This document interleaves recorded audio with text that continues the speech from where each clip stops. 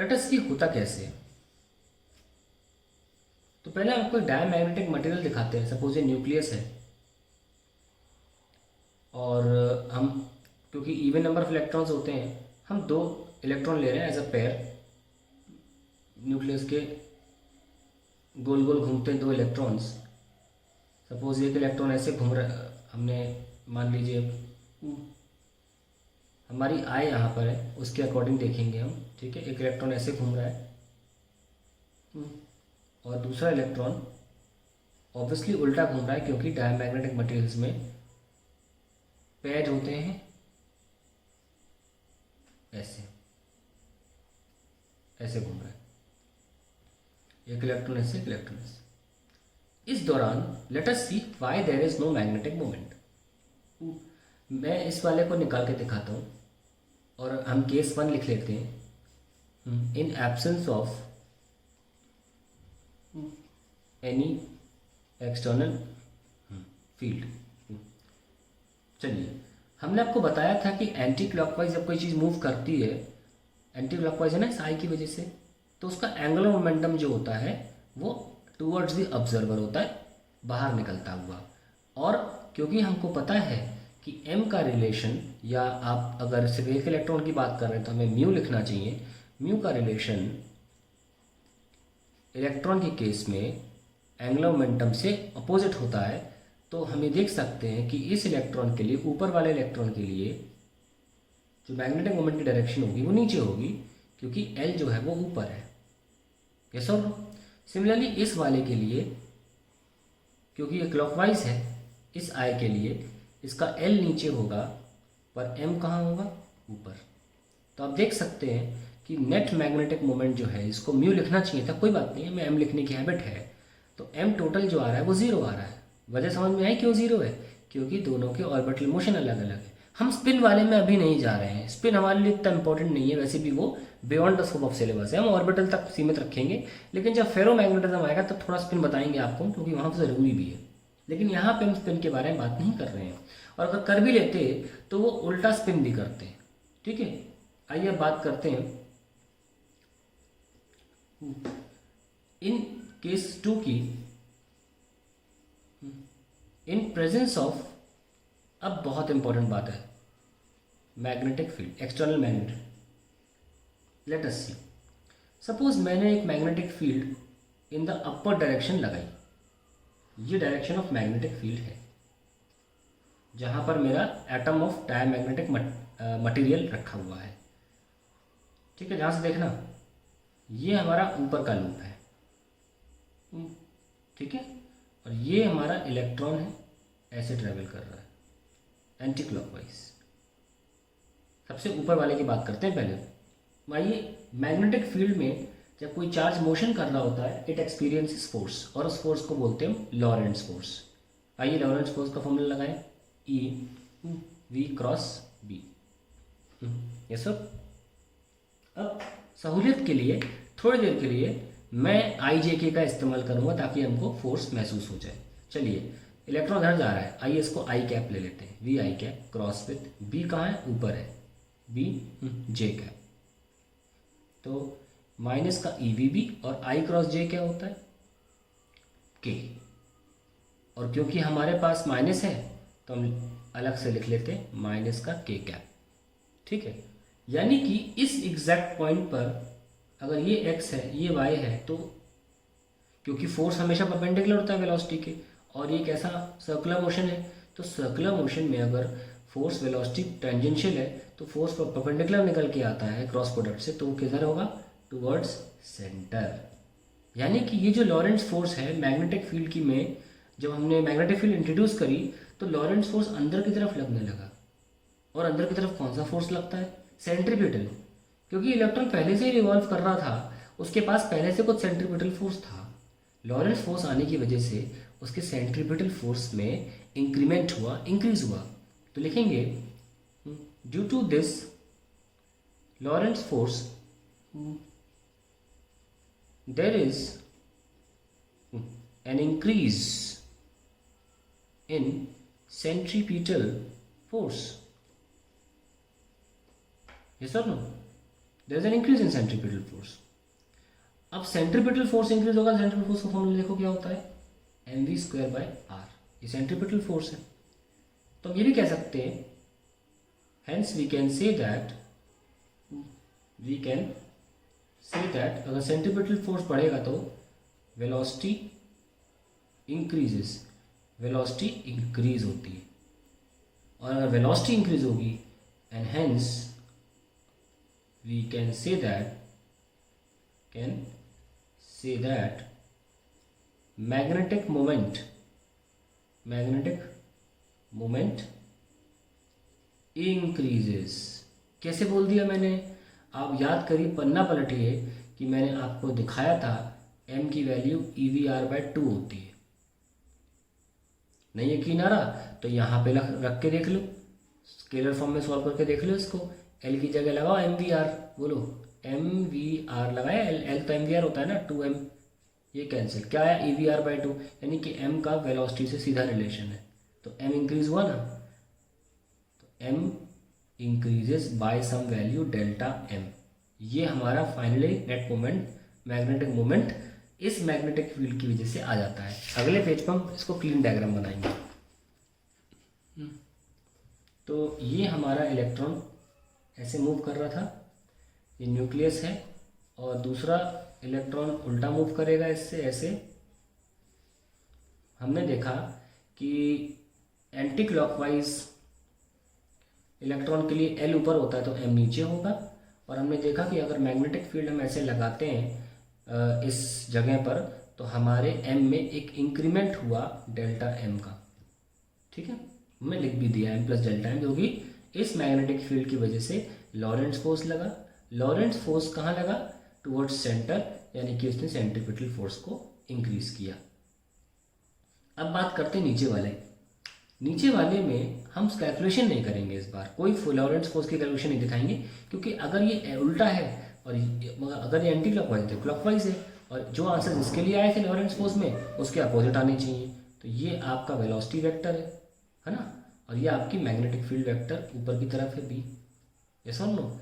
तो अब आप देख सकते हैं कि हमारे पास चाहे तो क्रॉस प्रोडक्ट से आप अपने आप निकाल लें, मैं तो डायरेक्टली बाइसिमेट्री बोल रहा हूँ कि अगर इस तरह के मोशन में अगर F अंदर की तरफ है तो ऑब्वियसली उल्टे मोशन में F बाहर की तरफ होगा, है ना, तो F जो होगा वो बाहर की तरफ होगा। So for the second electron the Lorentz force is opposite to the centripetal force, thus it decreases the centripetal force Fc, and hence it decreases the velocity. हमें स्पीड बोलना चाहिए एक्चुअली, क्योंकि डायरेक्शन तो इम्पोर्टेंट नहीं है यहाँ पे, direction वो तो गोल तो घूमता ही रहेगा। Increases the speed and due to which magnetic moment, जो कि हमने क्या निकाला था, एक अकेले इलेक्ट्रॉन के लिए म्यू, मैग्नेटिक मोमेंट म्यू अकेले इलेक्ट्रॉन के लिए लिखते हैं EVR/2, डिक्रीजेस। तो नया मैग्नेटिक मोमेंट जो हो जाएगा, पहले m था, हो जाएगा m-Δm। तो आइए इसको ऊपर उठाते हैं, ये लीजिए m-Δm, है ना। तो हमारे पास magnetic field, external magnetic field आते ही नीचे की तरफ आ गया m+Δm, ऊपर की तरफ आ गया m-Δm। अब बताइए ज़्यादा कहाँ है, ज़्यादा यहाँ है, ये डोमिनेट करेगा, ये कम है, तो नेट मैग्नेटिक मोमेंट क्या हुआ, the net magnetic moment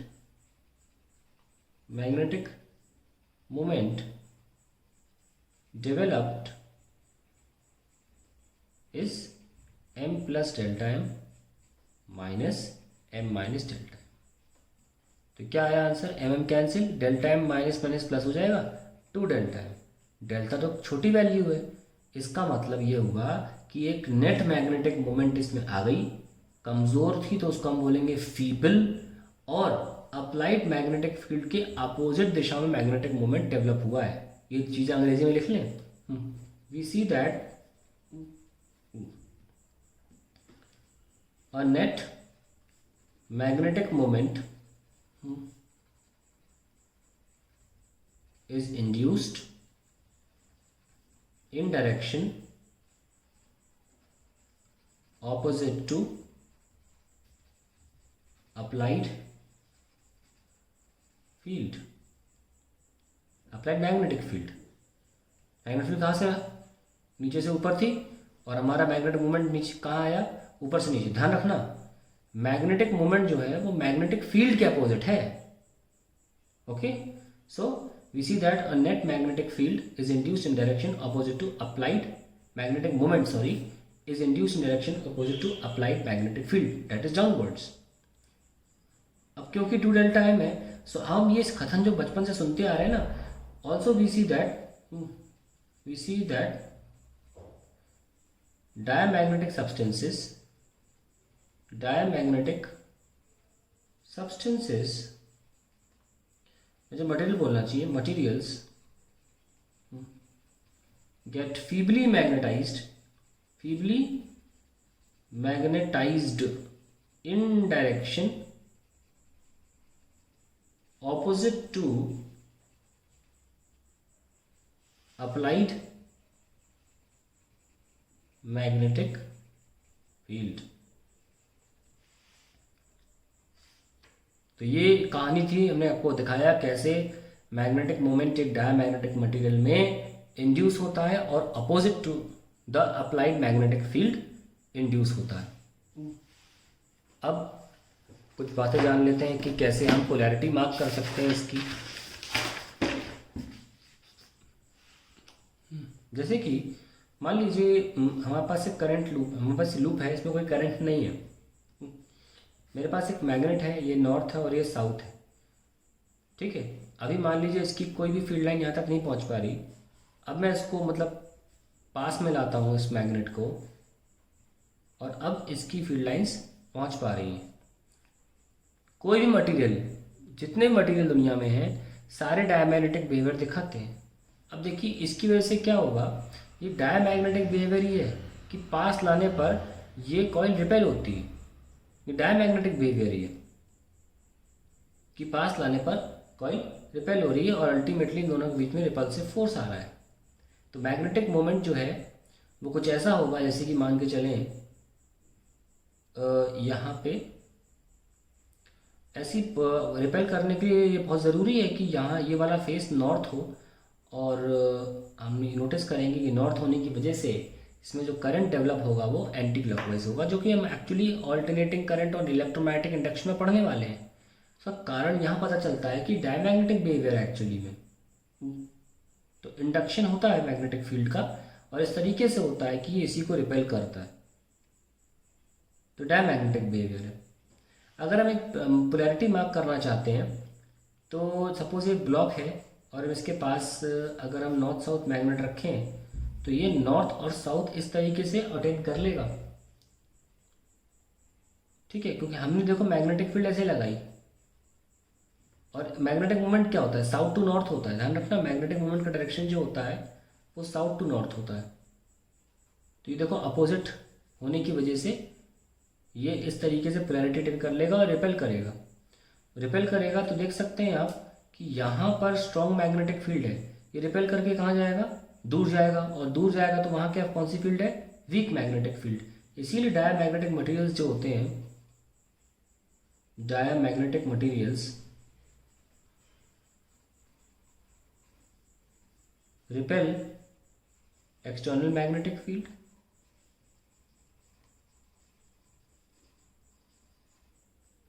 and repel the external magnetic field। क्या लिख रहा था मैं, ध्यान नहीं है, सडनली दिमाग से निकल गया। Diamagnetic repel external magnetic field, हाँ, and move from region of, repel की वजह से ऑब्वियसली यहाँ मैग्नेटिक फील्ड ज़्यादा है, यहाँ कम है दूर जाने पर, from a region of high magnetic field to low magnetic field. तो ये डायमैग्नेटिक के बारे में है। दूसरी बात ये भी जान लें कि डायमैग्नेटिज्म, एक पॉइंट ये लिख लें और दूसरा पॉइंट लिख लें, diamagnetism is a weak phenomena, यानी कि मैग्नेटिज्म होता है पर कमज़ोर, इज अ वीक फिनोमिना।